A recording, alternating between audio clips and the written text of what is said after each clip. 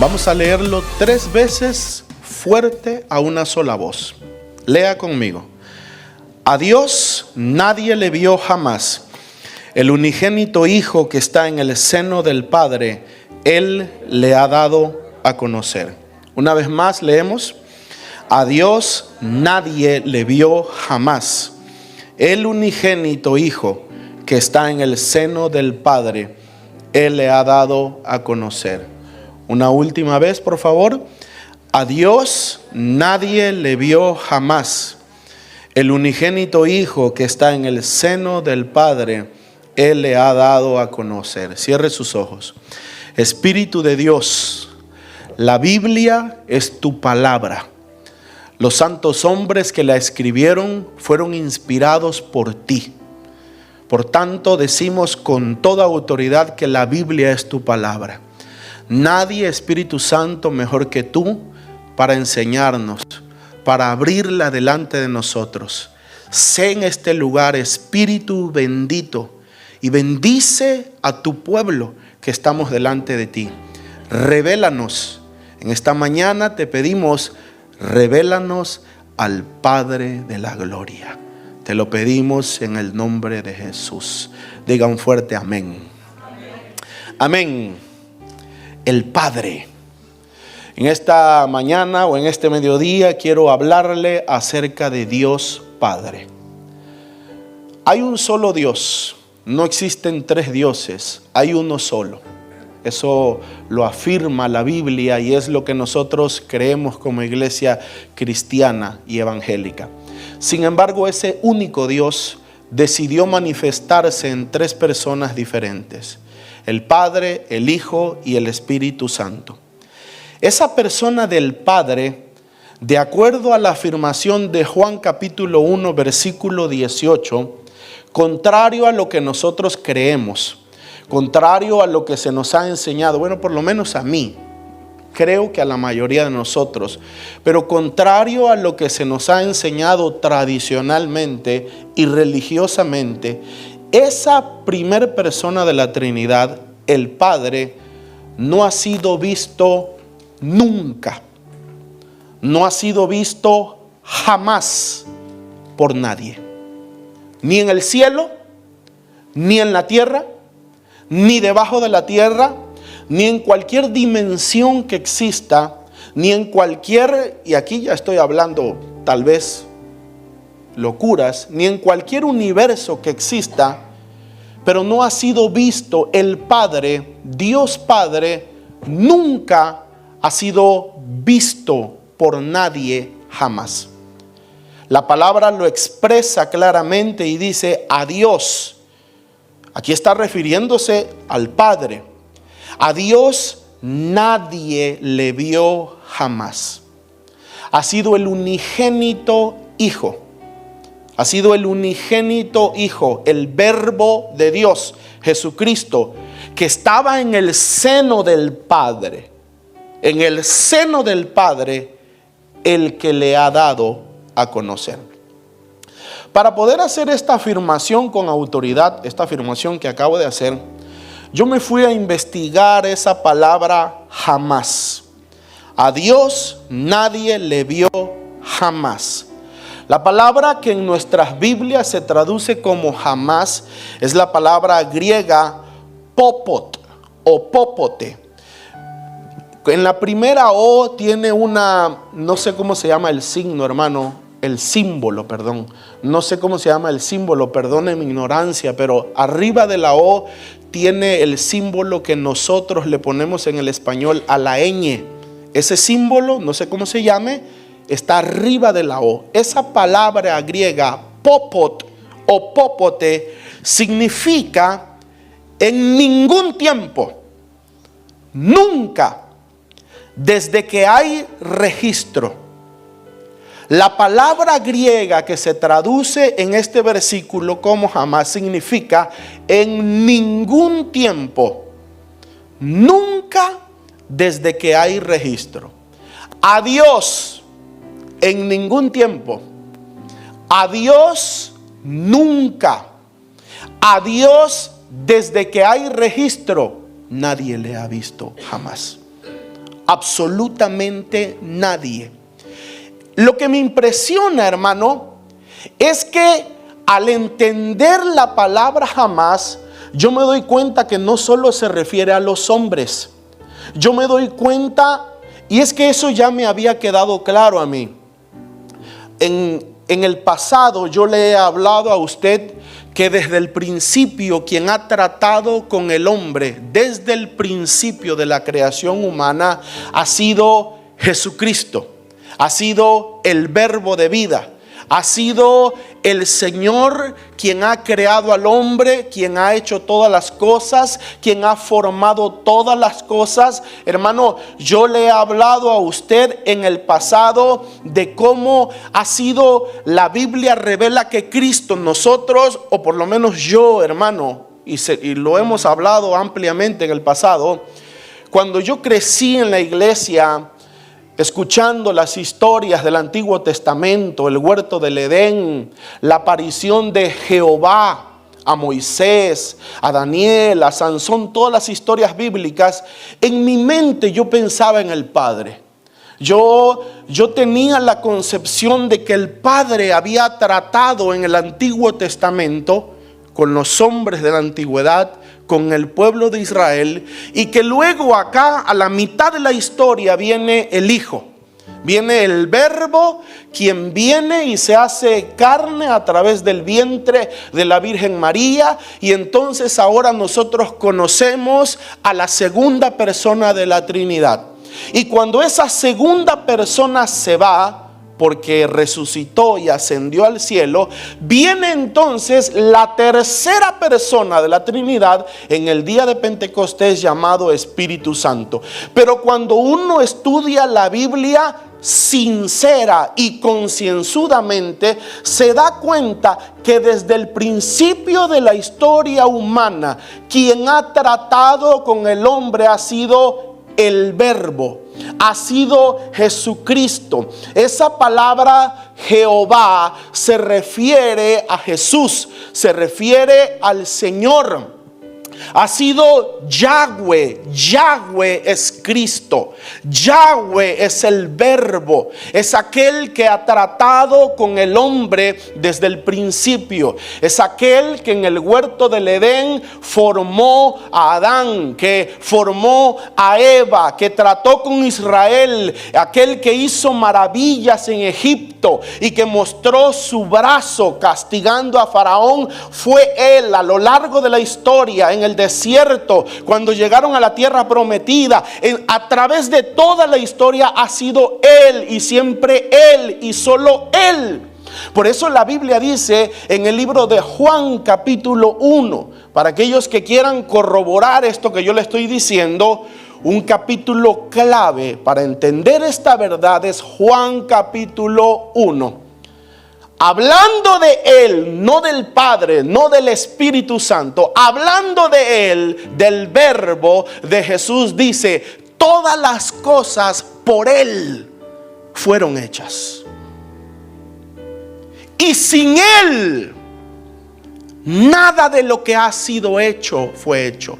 A lo suyo vino. Es que él lo hizo. Es que desde el principio él fue. Por eso hoy podemos entender esas aseveraciones que al principio parecen raras de Jesús, que un día se para y mira a Jerusalén y dice: Jerusalén, Jerusalén. Y se lo voy a leer, lo tengo por aquí. Mateo 23, versículo 37 dice: Jerusalén, Jerusalén, que matas a los profetas y apedreas a los que te son enviados. ¿Cuántas veces quise juntar a tus hijos como la gallina junta a sus pollitos debajo de sus alas, y no quisiste? Y un día yo me pregunté y dije: Señor, ¿pero de qué tiempo estás hablando? Señor, ¿pero de qué momento estás hablando? Desde el principio de la historia humana ha sido el Verbo. Ha sido el Verbo. Y no quiero profundizar mucho en esto, hermano, porque en ocasiones anteriores ya he hablado acerca de esto. Yahweh es Jesús. Jehová es Jesús. ¿Quién se manifestó a Moisés en la zarza? Jesús. ¿Quién habló con Daniel? ¿Quién habló con David? ¿Quién hizo las maravillas? ¿Quién hizo las proezas? ¿Quién era ese que estaba en la columna de fuego, en la columna de nube? ¿Quién era ese Jehová del cual registra la Biblia? Era el Señor, era el verbo de vida. Por eso, aunque no es fácil de entender, porque le digo, tradicionalmente nos han programado para captar esta idea que le acabo de decir, el Padre en el Antiguo Testamento, Jesús a partir de María cuando se hace carne, y después del Pentecostés el Espíritu Santo. Así nos han programado. Sin embargo, no ha sido así. Sin embargo, no ha sido de esa forma ni de esa manera. Al entender esto, podemos comprender versículos como Juan capítulo 1, versículo 18. A Dios nadie le ha visto jamás. Repita conmigo, por favor. A Dios nadie le ha visto jamás.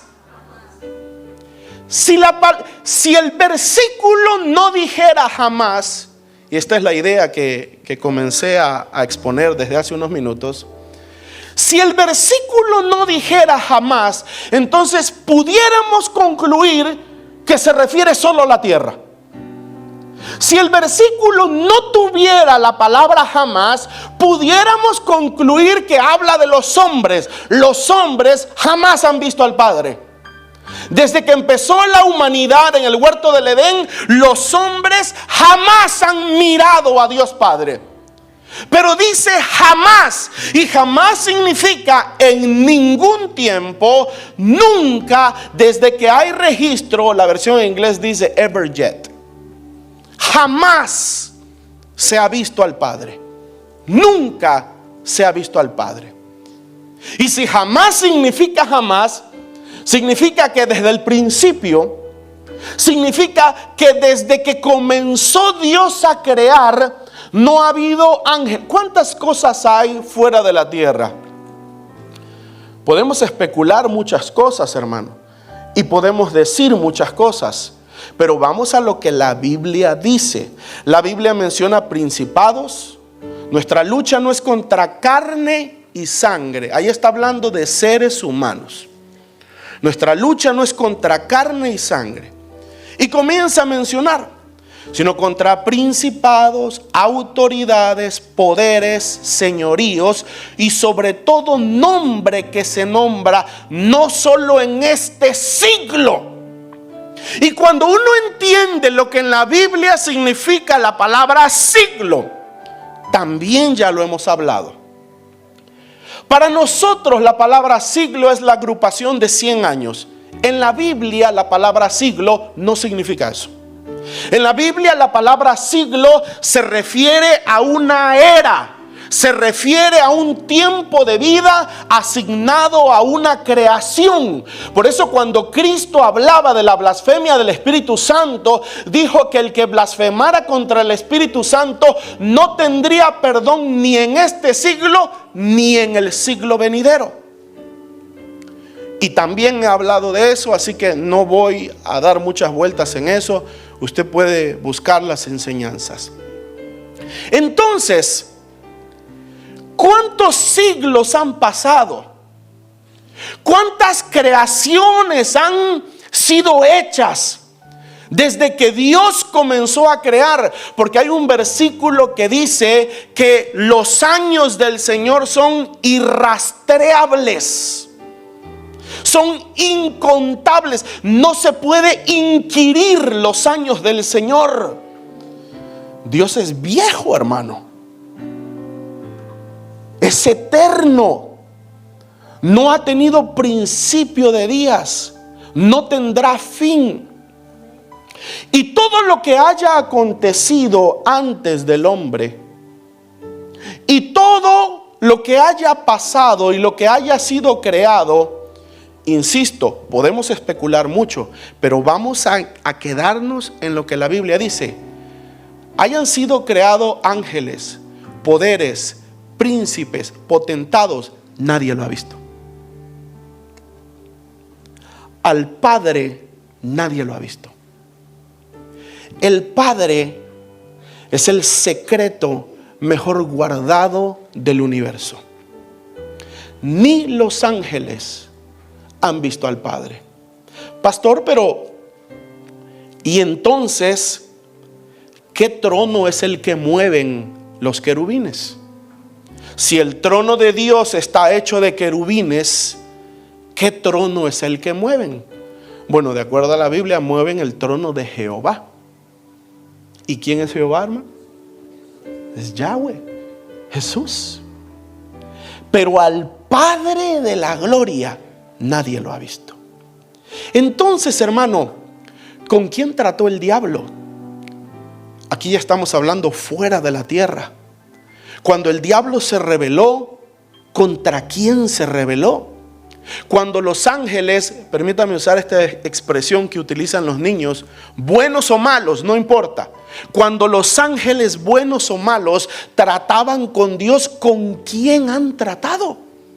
Desde la eternidad ha sido siempre con Dios el Padre.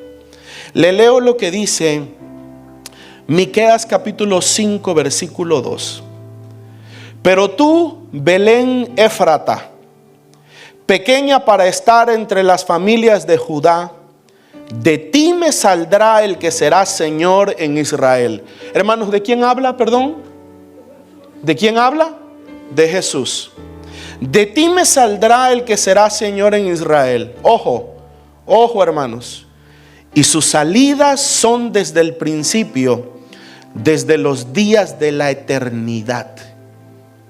Sus salidas son desde el principio. Diga principio. Fuerte, diga principio. La Biblia, le acabo de decir que la Biblia es escrita por el Espíritu Santo. La Biblia es perfecta. Las palabras, el lenguaje, la forma de expresión para cada cosa en la Biblia siempre tiene un porqué.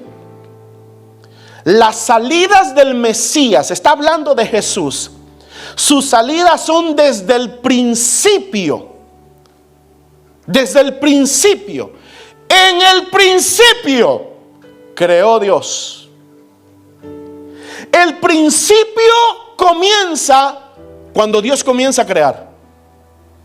El registro del tiempo, y aún esto lo dicen los científicos, el registro del tiempo comienza, oiga esto, hermano, y le voy a hablar de eso en un minuto, cuando aparece la materia y el espacio. Ellos dicen, no puede haber registro del tiempo antes de la existencia de la materia y el espacio. En el principio, Él ha sido siempre. Él ha existido siempre. Él es eterno. Pero cuando la Biblia habla de principio, habla cuando Dios comienza a crear. En el principio. Bueno, dice aquí Miqueas 5:2 que las salidas ¿de dónde salía? ¿A dónde estaba? De acuerdo a Juan 1:18, Él estaba. ¿Dónde estaba el Hijo, hermanos? En el seno del Padre. A Dios nadie le ha visto jamás. El unigénito Hijo que está en el seno del Padre, Él le ha dado a conocer desde el principio. Hermano, ojalá que usted no esté esperando a Juan 3:16, hermano. Ya no estamos para eso. Hermano, antes del principio son uno solo. El Padre y el Hijo están en el seno. Y el Espíritu Santo son eternos. Siempre han existido, siempre han estado. Están fusionados, son uno solo. Pero en el principio, sus salidas, salió del seno. El Hijo salió del seno desde que comenzaron a crear. Sus salidas son desde el principio. Oiga, desde los días de la eternidad. Eso no habla de la tierra, hermano. Eso no habla de la historia humana. Quien se ha arreglado con la creación, quien ha trabajado con la creación, quien le ha dado la cara a la creación, no solo la creación humana, sino toda la creación, ha sido ¿quién, hermanos? Ha sido Jesús. Ha sido el verbo de vida. Y regreso, hermano, a Dios nadie le vio jamás. Jesucristo, y esto lo mencionaba ahorita, hermano, en el discipulado con los hermanos. Jesucristo es el unigénito Hijo de Dios. Esto no significa que es el único Hijo de Dios, significa que es el unigénito. En el Antiguo Testamento la Biblia tiene frases que atribuye a ciertos seres especiales a los cuales la Biblia les llama hijos de Dios. En Job capítulo 1 dice: un día vinieron a presentarse delante de Dios, ¿quiénes? Los hijos de Dios, entre los cuales vino también Satanás. ¿Cuál es? Dios ha tenido hijos. Oiga, a ver, hermano, let's go deeper. Vamos más profundo. ¿Cuál es el oficio del Padre, amados? ¿Cuál? Crear. El oficio del Padre, el oficio de Dios, Dios es creador. Dios es creador. Ese es el oficio del Padre. Y Él ha creado seres. Usted puede ir a Job capítulo 38 y usted va a ver que en Job capítulo 38, cuando se habla de la creación de la tierra, dice que ya había seres de luz que cantaban y que se regocijaban viendo a Dios cuando formaba la tierra. ¿Se acuerda la queja de Job por su sufrimiento? Y de repente en el capítulo 38 se le aparece Dios. Ok, Job, ¿querías hablar conmigo? Párate, ciñe tus lomos. ¿Dónde estabas tú cuando yo fundaba la tierra? Y comienza a describirle cuando yo hacía esto, cuando yo hacía lo otro. Está hablando de la formación de la tierra, cuando le ponía leyes, cuando la establecía. Y dice, cuando alababan las estrellas del alba y se regocijaban los hijos de Dios. O sea que la tierra estaba siendo formada y los hijos de Dios ya existían. Y los hijos del alba ya existían, hermano. Dios ha creado desde el principio. ¿Aló? Dios ha creado desde el principio. Ese es el oficio de Dios, creador.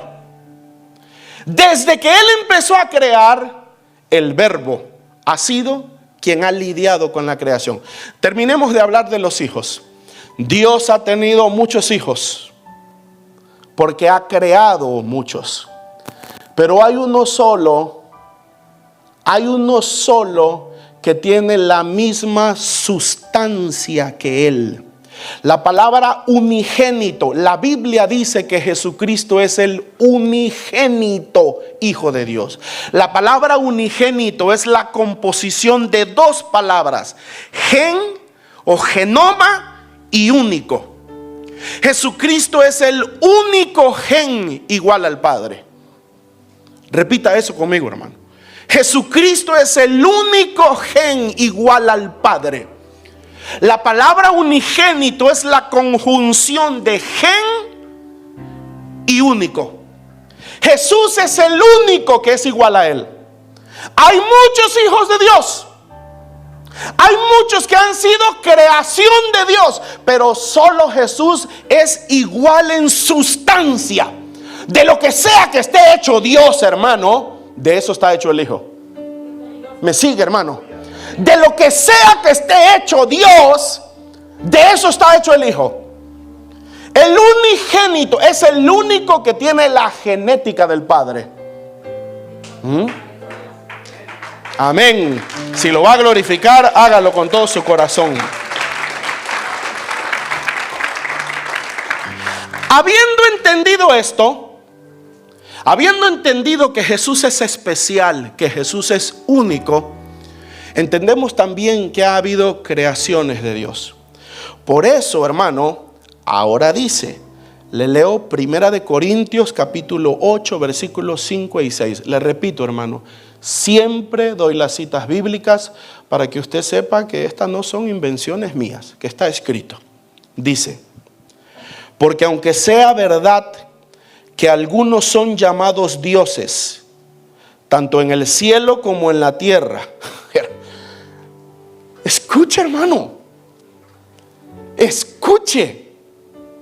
Se lo repito, porque aunque sea verdad que algunos son llamados dioses, tanto en el cielo como en la tierra, como hay muchos dioses y muchos señores, sin embargo, para nosotros hay un solo Dios. Oiga, el Padre, de quien proceden todas las cosas. Diga, el Padre, de quien proceden todas las cosas. Diga fuerte, el Padre es el origen. Diga fuerte, el Padre es la fuente. En el cielo y en la tierra hay muchos que son llamados dioses. En el cielo y en la tierra hay muchos que son llamados señores, que fueron creados en algún momento de la historia por Dios. Pero para nosotros, que nos ha alumbrado la luz de Cristo, que nos ha llegado la luz del Evangelio, entendemos que aunque muchos son llamados dioses, y Pablo lo aclara y dice, y sí los hay, y hay muchos dioses y muchos señores, pero para nosotros hay un solo Dios, el Padre, de quien provienen todas las cosas. Ayer, después del tema que dimos ayer, que los que estuvieron aquí saben de qué se trató, una hermana se acercó y me comentó algo muy interesante. Y me dijo, pastor, cuando yo era niña, mi papá no era conocedor de Jesucristo ni cristiano. Él veneraba sus dioses. Cuando yo era niña, habían tiempos de sequías y la sequía arruinaba los sembradíos de todos. Mi papá agarraba su santo y caminaba alrededor de su terreno, de su sembrado. Iba haciendo sus oraciones, el ritual que haya sido. Iba haciendo sus oraciones y todo lo que hacían. Pastor, llovía solo sobre el pedacito donde mi papá había caminado. Hermano, es que hay muchos dioses, es que hay muchos señores. Los que escucharon el tema ayer, anoche, sabrán, hay ídolos que son de madera y que son de plata, pero no están vacíos. Atrás de esos ídolos hay espíritus que son llamados dioses, que son llamados señores, que son los que provocan, que son los que dan favores a los hombres a cambio de honra, a cambio de compromiso, a cambio de la vida, etcétera, etcétera. Eso es otro tema. Pero hay, lo que quiero enseñarles que hay. Bueno, caigamos al punto. Todos ellos, todos esos dioses, todos esos señores, ángeles, principados, nadie lo ha visto. Nadie lo ha visto. Nadie ha contemplado jamás el rostro del Dios Todopoderoso. Es el unigénito Hijo de Dios, el que en sus salidas sale desde el seno, ha vivido siempre en el seno y sale y manifestaba a las creaciones el conocimiento de su Padre.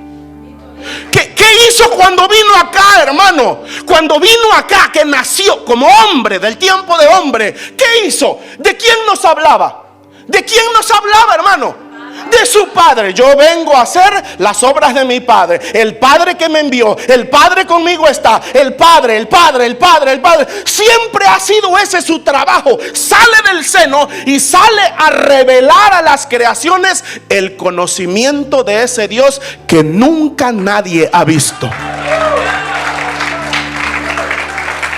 El Dios Todopoderoso.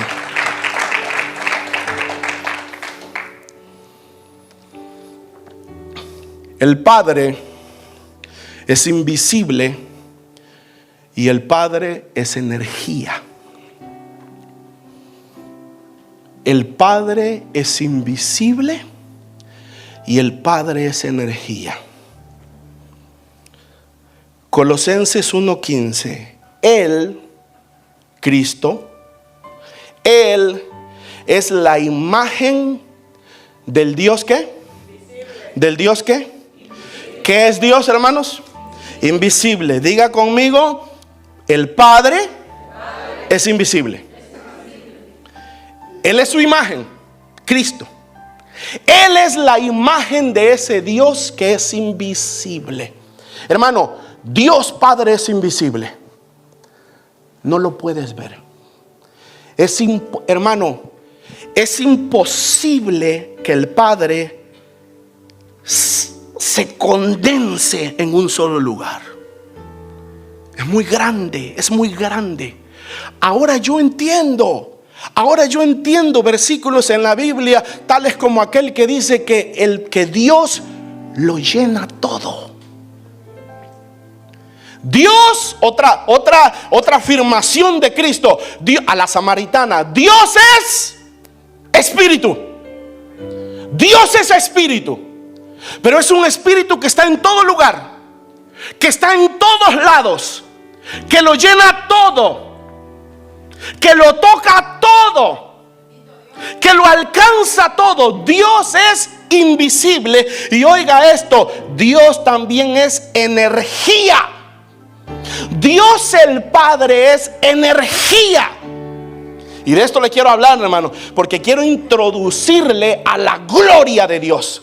Yo estoy embarazado de ver y de experimentar la gloria de Dios. Y tengo semanas hablándole de esto. Oiga, hermano, la materia no existe. De acuerdo, está comprobado, no es una teoría. Escuche, hermano, por favor, no es una teoría. Está comprobado que la materia no existe. ¿Qué entendemos nosotros como materia? Materia es lo tangible. Materia es lo que podemos tocar, lo que podemos ver, lo que podemos sentir. Esto es materia. Nosotros los seres humanos y también los animales, nosotros estamos hechos de materia orgánica. Nuestra constitución es carne y hueso. Esa es la constitución del hombre. Todo lo que nos rodea es materia. Usted lo toca, usted lo siente. Y si le da con la cabeza, dígame si no lo siente, hermano. Usted lo siente, usted lo ve. Ok, hermano, la ciencia ha comprobado que la materia no existe. La materia es energía comprimida, condensada millones y millones de veces. Usted toma la energía y la condensa, la hace chiquita, la comprime. Eso da origen a la materia. Pero la materia realmente no existe. Lo que existe es la energía. Hermano, hay algunas cosas que son un poquito complicadas y que, para decirle con honestidad, ni yo entiendo en su cabalidad. Pero encontré un escrito y le voy a dar el crédito, porque la Biblia dice que demos honor a quien honor merece. Encontré un ensayo de un filósofo y escritor brasileño llamado Leonardo Boff, doble F al final, Leonardo Boff, que escribió un ensayo acerca de esto que le estoy hablando, lo que es la energía, desde el punto de vista científico, no cristiano. Y entonces, él explica un poquito de algo que le quiero compartir. ¿Cómo ha sido el camino de la ciencia? ¿Cuáles han sido los pasos de la ciencia para encontrar estas verdades? Primero, hermano, se dieron cuenta que la materia está compuesta por átomos. Nosotros, se lo dije, nosotros estamos hechos de materia orgánica. La composición de nuestra materia son células. Millones y millones de células conforman nuestros tejidos, nuestra materia. En lo inanimado, en la materia, ¿sí?, la composición de la materia son átomos. Y ya desde hace rato lo habían encontrado y decían, ok, todo está compuesto por átomos. Pero luego descubrieron que a su vez los átomos están compuestos por partículas subatómicas. Se dieron cuenta que aún ese pedacito llamado átomo, si se metían adentro a través de microscopios, se daban cuenta que ese mismo estaba dividido y tenía partículas. Les llamaron partículas subatómicas. Y luego, hermano, de las partículas subatómicas descubrieron que existen paquetes de onda energética. Sígame, por favor, hermano. La composición de la materia es de átomos. Cuando entraron a los átomos, se dieron cuenta que un átomo estaba compuesto de partículas. Cuando entraron a la partícula subatómica, se dieron cuenta que dentro de la partícula subatómica había paquetes de onda energética, que sería lo que equivale a nosotros, un paquete, déjenme ponerlo así, en una frase, a una escala microscópica, pero paquetes de onda energética sería como, por ejemplo, hablando de nosotros, el hígado, el estómago, el cerebro, los ojos, paquetes. Había dentro de las partículas había paquetes de ondas energéticas. Y luego entraron más profundo. En esos paquetes se dieron cuenta que los paquetes de onda energética estaban formados por supercuerdas vibratorias. Oiga, ¿cómo le llaman, hermano? Supercuerdas vibratorias que operan en por lo menos 11 dimensiones y que se manifiestan, agarra esto por favor, que se manifiestan como música y color. Cuando llegaron hasta abajo, hermano, que encontraron, hermano, las supercuerdas vibratorias, se dieron cuenta que había redes. Estas supercuerdas vibratorias son como redes, como una red de pescar que unía estos pequeños paquetes. Y oiga esto, hermano, a través de ellos caminaban electrones, que ha sido la partícula más pequeña que jamás han encontrado. Y ellos dicen que un electrón vibra 500 billones de veces por segundo. Dentro del átomo, dentro de la partícula, dentro de los paquetes, dentro de las cuerdas vibratorias, habían redes, pequeñas redes. Y ahí corren los electrones, vibran a través de eso, operan en 11 dimensiones. Los hilos, las cuerdas vibratorias caminan vertical, horizontal, de lado, inclinado. 11 dimensiones diferentes. 11, y sobre esas cuerdas vibran los electrones 500 billones de veces por segundo. Y entonces, oiga, vibran tanto, tan rápido, que es como si siempre estuviera ahí. ¿Me sigue, hermano? Esa energía que corre, pero corre tanto que tú la ves inmóvil. Tú la ves que no se mueve. Y como cuando pasa, perdóneme, hermano, son palabras que tal vez son infantiles, pero como pasa, ya volvió a regresar. Entonces usted quiere tocarla y cuando mete el dedo, la siente. Aquí hay millones y millones de electrones corriendo. Y cuando nosotros ponemos la mano, es como si siempre estuvieran ahí. Y entonces dicen que la fuente de eso, oiga, la fuente de eso, mis amados, es la energía. Después de esto, ellos concluyeron que lo único que queda, oiga, hermano, lo único que queda es algo que ellos llaman, hermano, la energía de fondo o el vacío cuántico. El vacío cuántico no es porque no haya energía, al contrario, hay exceso de energía. Pero le llaman vacío cuántico porque no es posible contar. Vacío, no es posible medir la cantidad de energía. Y entonces, hermano, ellos comprobaron que si tú, estoy tratando de ser simple, hermano, para que podamos agarrar los conceptos. Si esas redes por donde corren los electrones de energía fueran cortadas,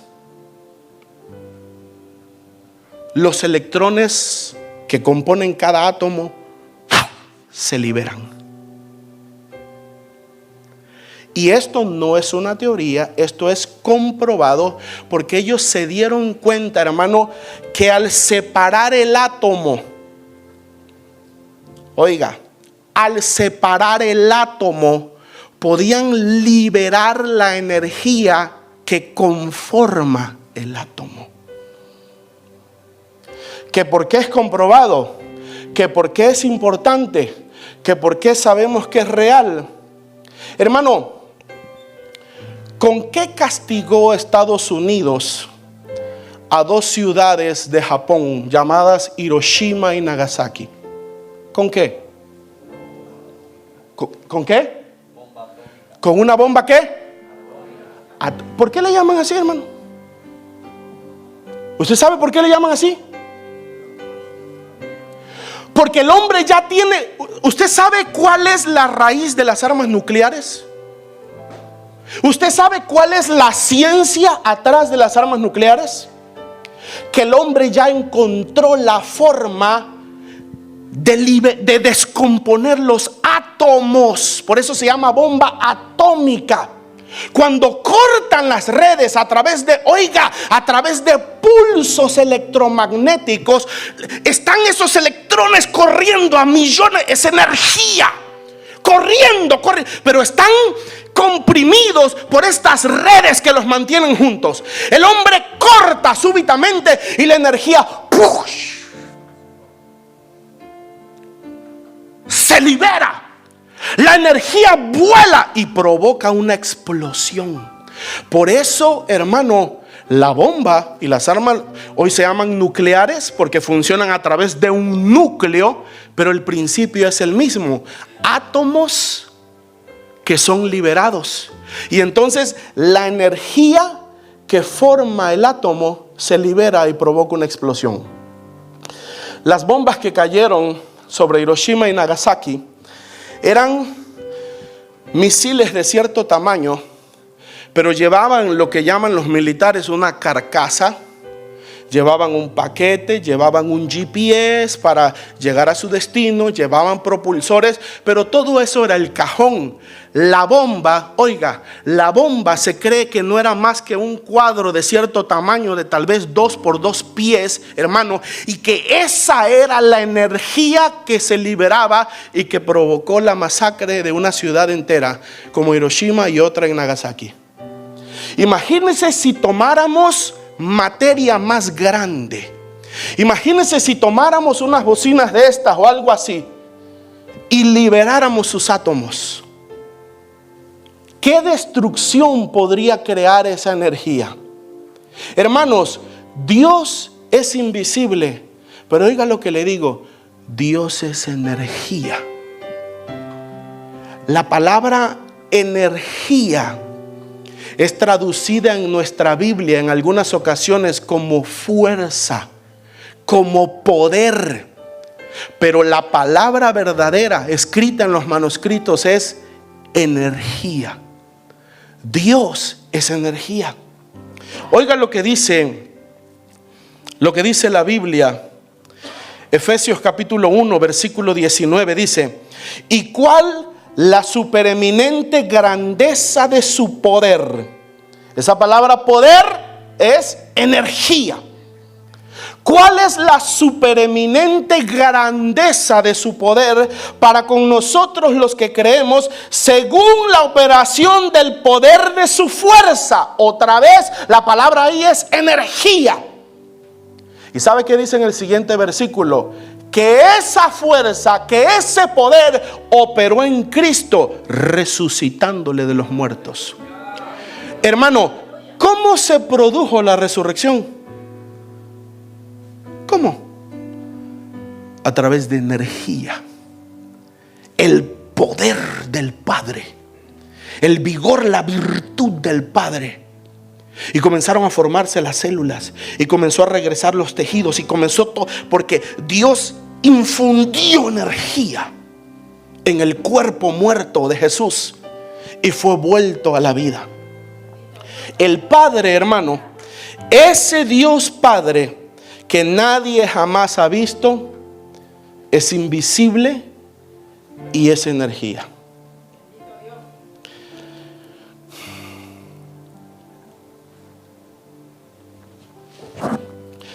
Cuando la Biblia habla de la gloria de Dios, regáleme unos minutos más y le prometo que ya finalizo. Cuando la Biblia habla de la gloria de Dios, hermanos, la palabra hebrea para gloria es la palabra kabot.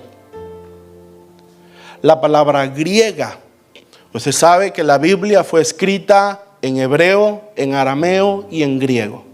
Esos fueron los 3 idiomas o lenguajes en los que la Biblia fue escrita. Desde el Antiguo Testamento se menciona la gloria de Dios y la palabra griega es kabot. En el Nuevo Testamento se menciona la gloria de Dios y la palabra griega, dije acá la palabra griega, ¿verdad? Pero acá era la palabra hebrea. En el Antiguo Testamento la palabra hebrea era kabot. Acá en el Nuevo Testamento la palabra griega, hermano, es la palabra doxa.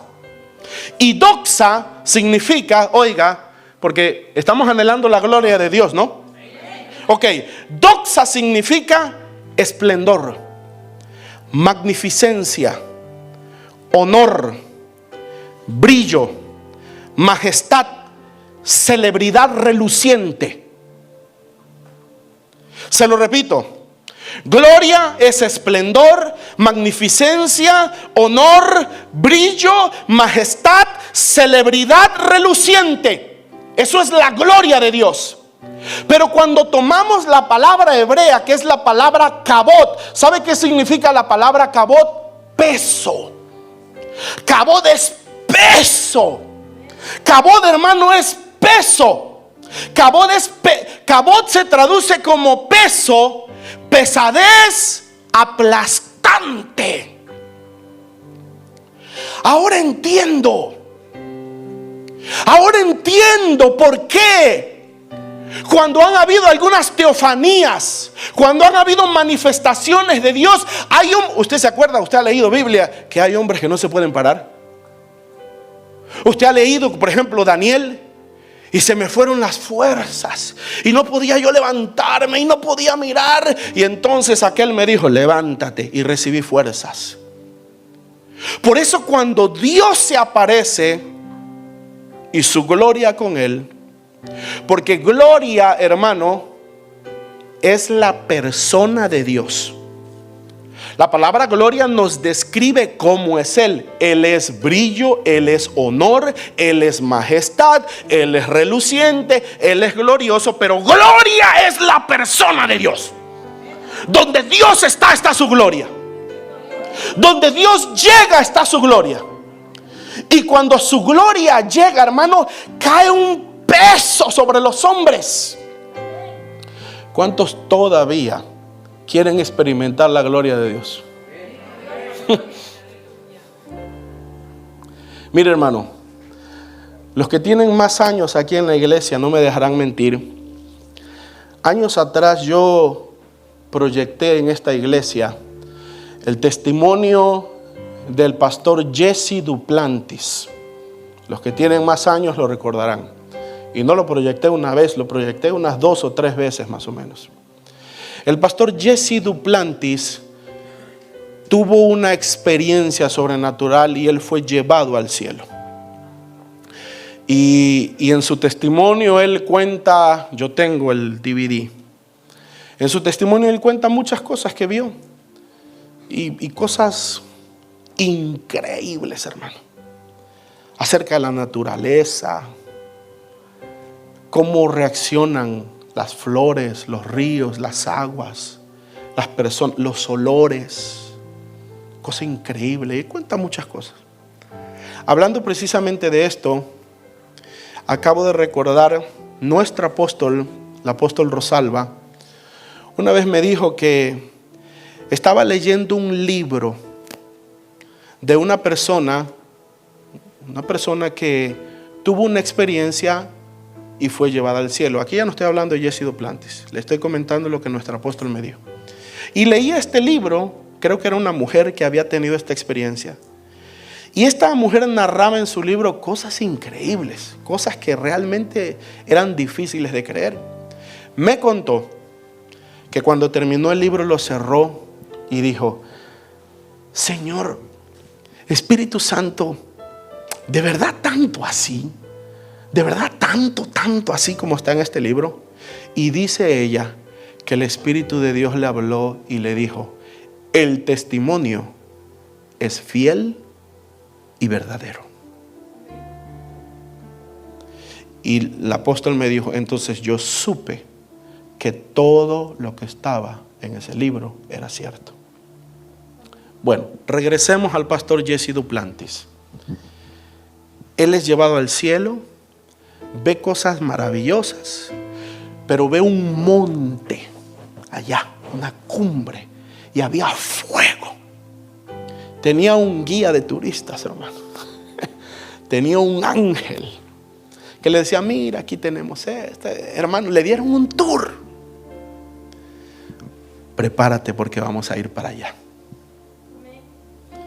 Hermano, los que tienen más años en la iglesia saben de qué estoy hablando. Yo les puse ese video como 2 o 3 veces aquí. Y él cuenta que mientras iba subiendo al monte, yo me di cuenta que una debilidad comenzó a llegar a mi vida. Y las piernas se me hacían pesadas. Y yo subía. Y de repente comencé a tener más trabajo para respirar. Y para respirar. Espéreme, hermano. Había olvidado lo más importante. El ángel de su vestido sacó 2 pastillas. Oiga, qué locura, hermano. Sacó 2 pastillas y le dijo: tómate esto, porque si no te lo tomas no vas a poder llegar. Y entonces, con todas las pastillas de superpoder biónico, iba caminando y sentía la debilidad. Dice que no podía y llegó hasta cierto punto y le dice el ángel: mira, tómate otra. Este salió más débil de lo que pensé, dijo el ángel, y le dio otra, hermano, y llegó por fin. Y dice que cuando llegó a la cumbre, dice que él, oiga, yo no sé cómo describirlo. Palabras del pastor Jesse: lo único que yo podía describir es energía. Es la única palabra que se me viene. Vi el trono y vi una cosa, y él hacía estas expresiones, que giraba y que se movía, y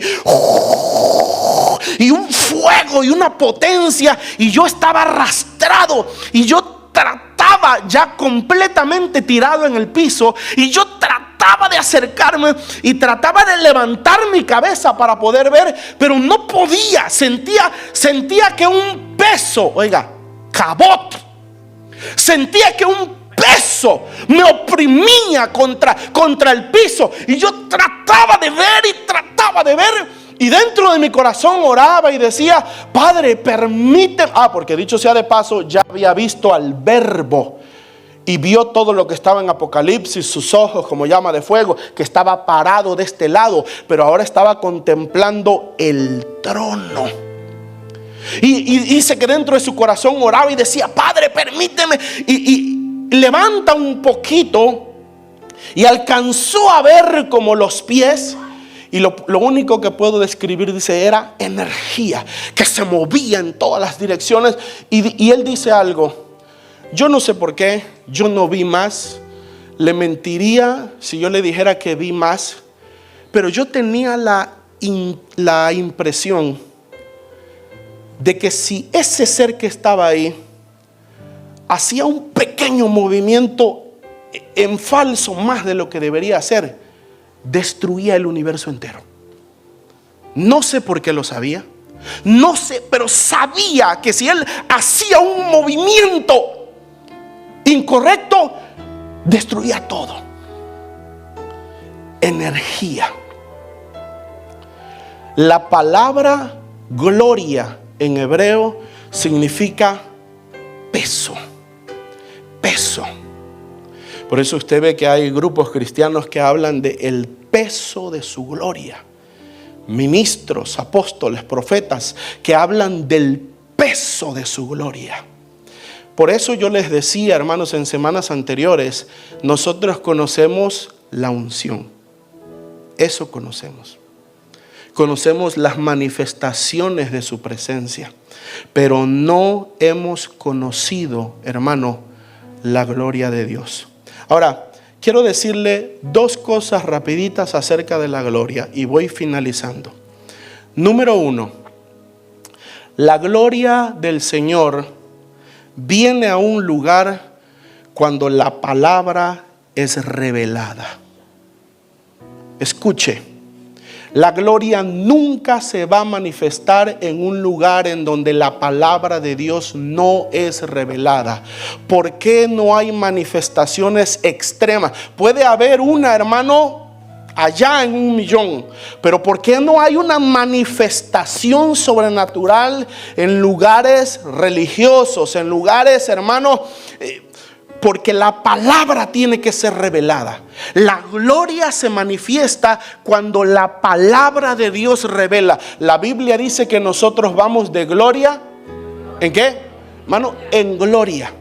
Nosotros caminamos de gloria en gloria. Pero esos ascensos son niveles, son pasos. Pero esos ascensos los damos a través de la revelación. Es la revelación, entender los misterios, los secretos de Dios, los que nos llevan de una gloria a otra gloria, a otra gloria, a otra gloria. El primer requisito para que la gloria de Dios se manifieste es que haya palabra revelada, que sea revelada la gloria de Dios. Y es lo que el Espíritu de Dios está haciendo con nosotros en estos días. Lo número 2, hermano, el segundo requisito que es necesario para que se manifieste la gloria de Dios es la fe. Diga fe, hermano.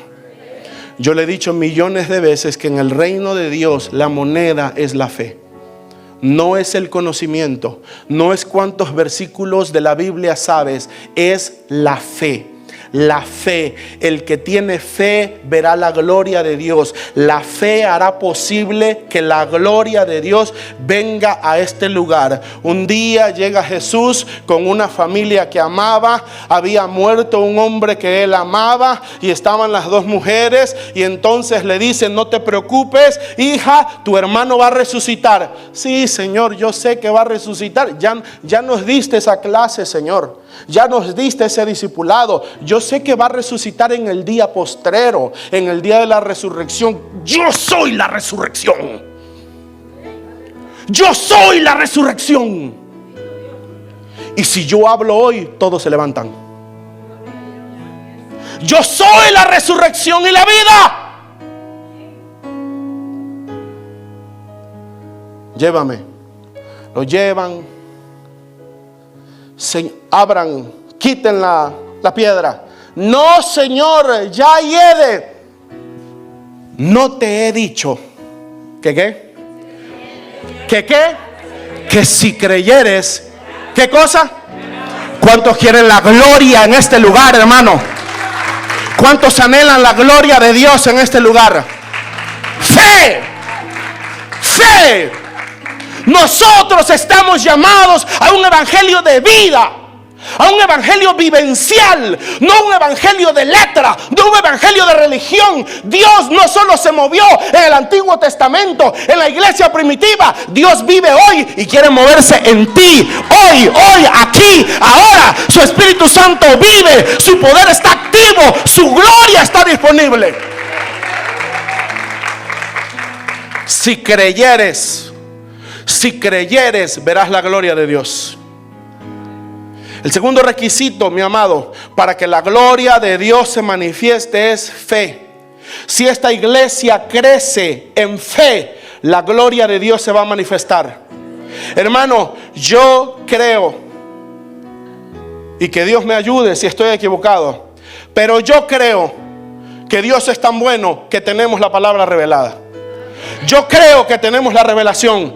Necesitamos crecer en fe y el peso de su gloria, hermano, va a caer en este lugar. Y vamos a ver, hermano, gente gateando. Y vamos a ver, hermano, gente con la cabeza al piso. Y vamos a ver unos profetizando, otros brincando, otros saltando, otros llorando, otros riendo. Lo importante es que vamos a ser transformados. Eso es lo importante. La gloria de Dios. La gloria de Dios. A través de la palabra revelada y a través de la fe.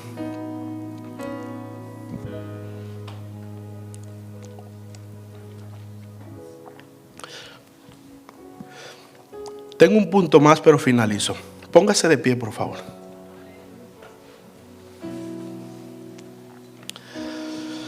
Quiero pedirle que cierre sus ojos, pero no ore. Por favor, no ore. Solo cierre sus ojos y escuche.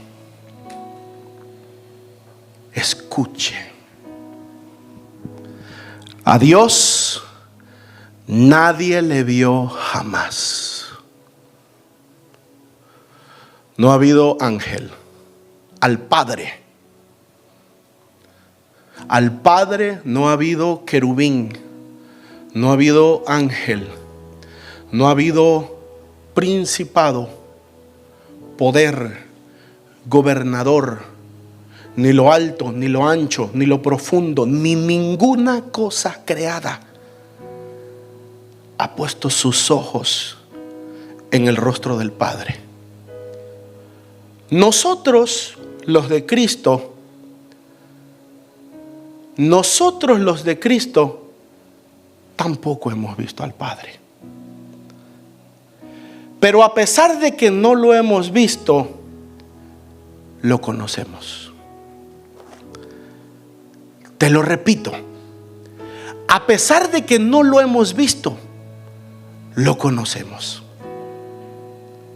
Porque conocemos a uno, está con nosotros uno que es la imagen del Dios verdadero, que es el clon del Dios verdadero.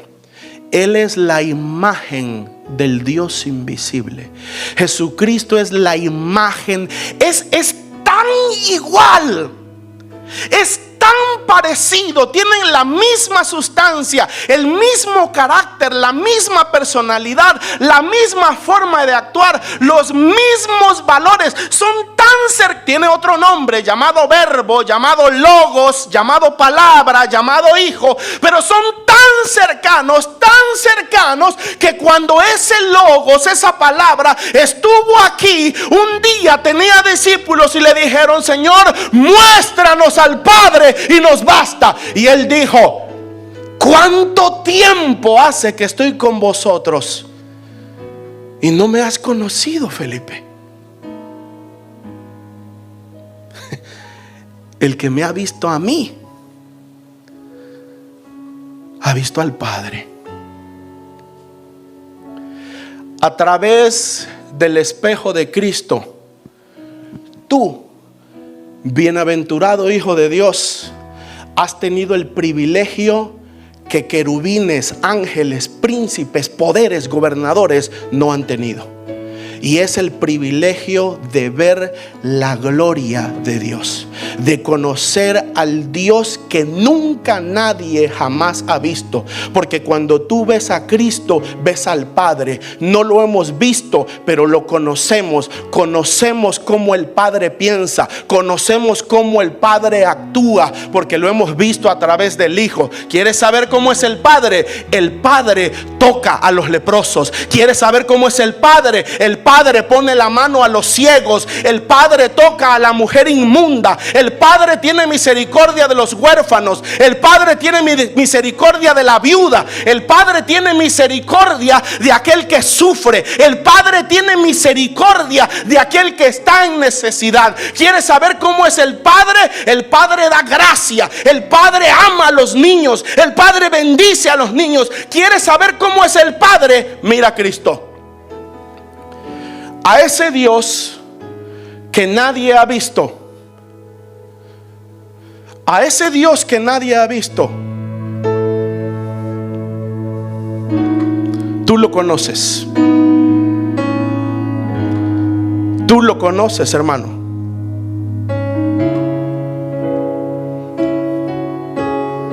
Tú lo conoces.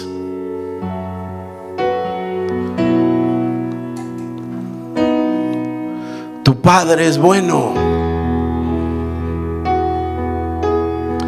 Tu Padre es bueno. Tu Padre es misericordioso. Tu Padre tiene cuidado de ti.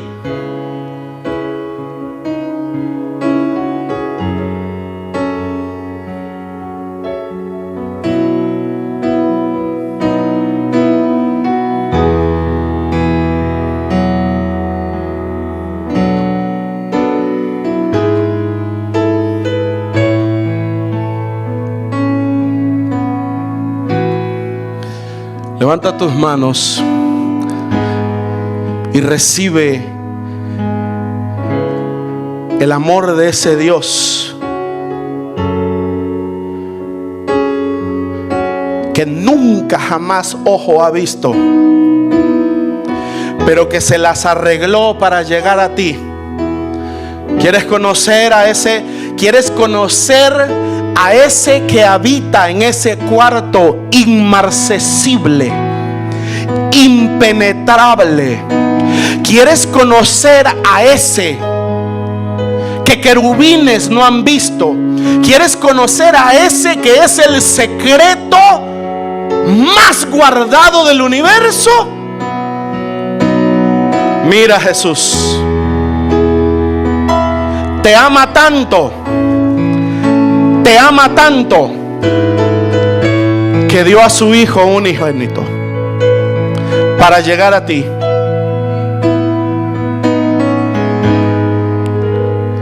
La motivación de Dios para hacer todo lo que hizo fue el amor. La motivación de Dios para hacer todo lo que hizo fue el amor, porque de tal manera amó, de tal manera amó, de tal manera amó. Su motivación fue el amor, el amor. Hermano, el Padre te ama. De tal manera amó Dios al mundo que dio a su Hijo unigénito, para que todo aquel que en Él crea no se pierda, mas tenga vida eterna.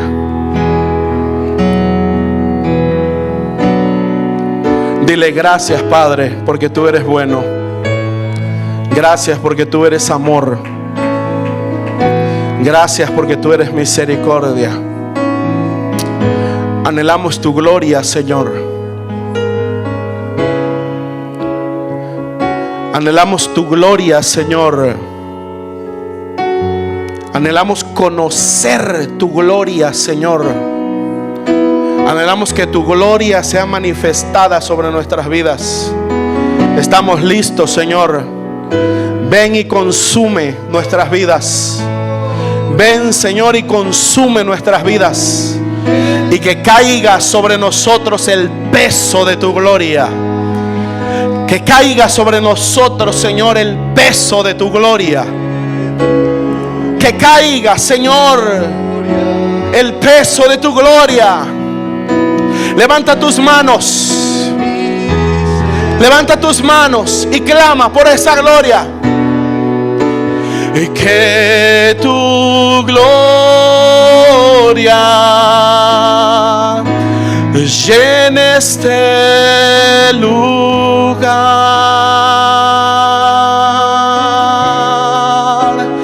Que